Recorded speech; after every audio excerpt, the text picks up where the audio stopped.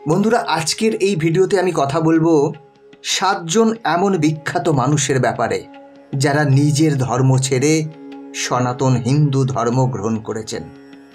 বন্ধুরা, হিন্দু ধর্ম বর্তমানে পৃথিবীর তৃতীয় বৃহত্তম ধর্ম, যা গ্লোবাল পপুলেশনের 16% উপরে।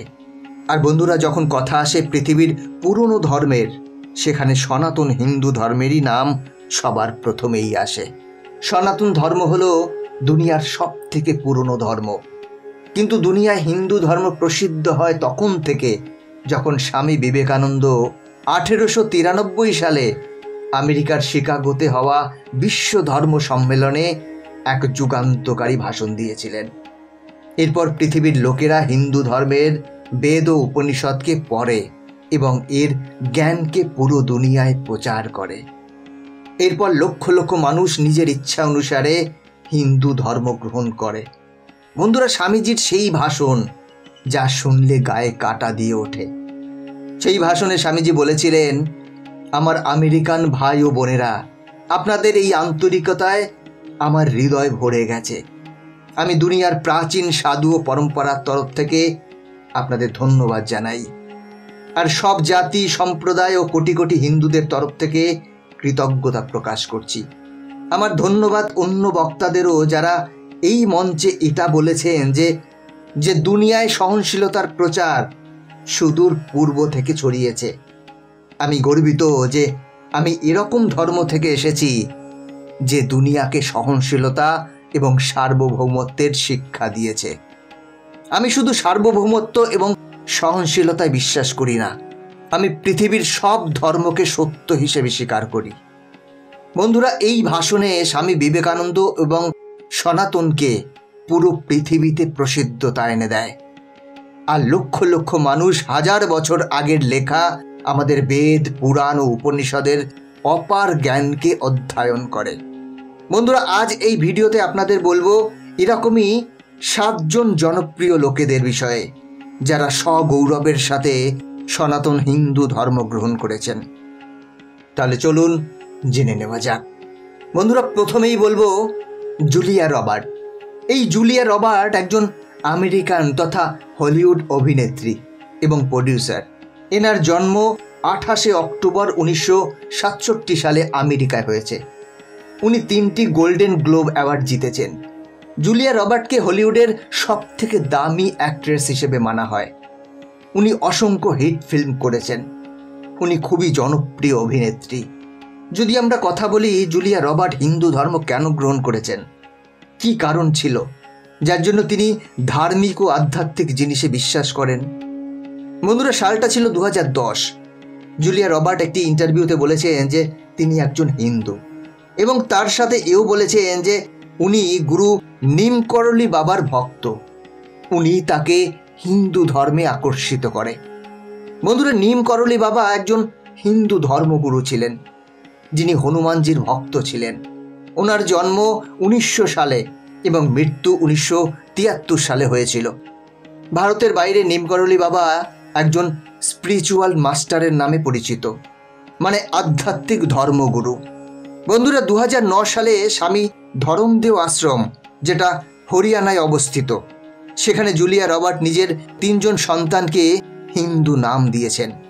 হ্যাজারকে লক্ষ্মী নাম দিয়েছেন, ফিনিসকে গণেশ এবং হ্যারিকে কৃষ্ণ বলরাম দিয়েছেন, যেটা ওনার হিন্দু ধর্মের প্রতি প্রেমকেই বোঝায়। উনি বলেন, যখন থেকে আমি হিন্দু ধর্ম গ্রহণ করি তখন থেকেই আমি হিন্দুইজমের ডাইমেনশনের প্রতি আকর্ষিত এবং রোমাঞ্চিত হই। এর আধ্যাত্মিকতা আমাকে জাতি, ধর্ম, ভেদ ও বন্ধন থেকে মুক্ত করে। বন্ধুরা, 2 নম্বরে বলবো ইনাকেল চান্ডি জর্জ, যাকে ইসিজি সুদর্শন নামেও ডাকা হতো। বন্ধুরা, ইসিজি সুদর্শন একজন আমেরিকান প্রফেসর ছিলেন। উনি ছিলেন ইউনিভার্সিটি অফ টেক্সাসের প্রফেসর। ওনার জন্ম 1931 সালে পালন, কেরালাতে হয়েছিল। ওনার মৃত্যু 13 মে 2018 সালে টেক্সাসে হয়েছিল। 1970 সালে C V Raman award, 1973 Bose medal, 1976 সালে পদ্মভূষণ সহ আরও অনেক পুরস্কারে ভূষিত করা হয় তাকে। ওনার জন্ম এক খ্রিস্টান ফ্যামিলিতে হয়েছিল। পরে উনি খ্রিশ্চানিটি মানে ঈসাই ধর্ম ছেড়ে দেন, কারণ উনি খ্রিশ্চান ধর্মের প্রতি স্যাটিসফাইড ছিলেন না। এই কারণে তিনি দুনিয়ার পুরনো ধর্ম সনাতন হিন্দু ধর্মকেই গ্রহণ করেন। আর উনি ওনার বেশিরভাগ সময় বেদ, পুরাণ, উপনিষদ ও মডার্ন সায়েন্সের মাধ্যমে রিলেশন খুঁজতে লাগায়। মানে ওনার বেশিরভাগ সময় হিন্দু ট্র্যাডিশনাল নলেজ ও মডার্ন সায়েন্সের মধ্যে সমানতা খুঁজতে লাগাতেন। উনি নিজেকে বেদান্তহীন হিন্দু উপাধি দিয়েছিলেন। বন্ধুরা, ইসিজি সুদর্শন মানতেন ফিজিক্সে এমন ফান্ডামেন্টাল প্রশ্ন আছে যেটার কোনো পরিষ্কার উত্তর নেই। ওনার বক্তব্য ছিল, আপনার যদি স্পেস, টাইম ও নেচারকে জানতে চান তাহলে হিন্দু ধর্মে উপস্থিত বেদ ও উপনিষদকে গভীরভাবে অধ্যয়ন করতে হবে, যেখানে স্পেস ও টাইমের সঠিক উত্তর পাওয়া যায়। Number 3, Alfred Brush Ford. বন্ধুরা, আলফ্রেড ব্রুসফোর্ডকে অম্বরীশ দাস নামেও ডাকা হয়। উনি হ্যাংরি ফোর্ডের নাতি ছিলেন। বন্ধুরা, এই হ্যাংরি ফোর্ড ছিলেন বিশ্ববিখ্যাত গাড়ি ফোর্ড মোটর কোম্পানির মালিক।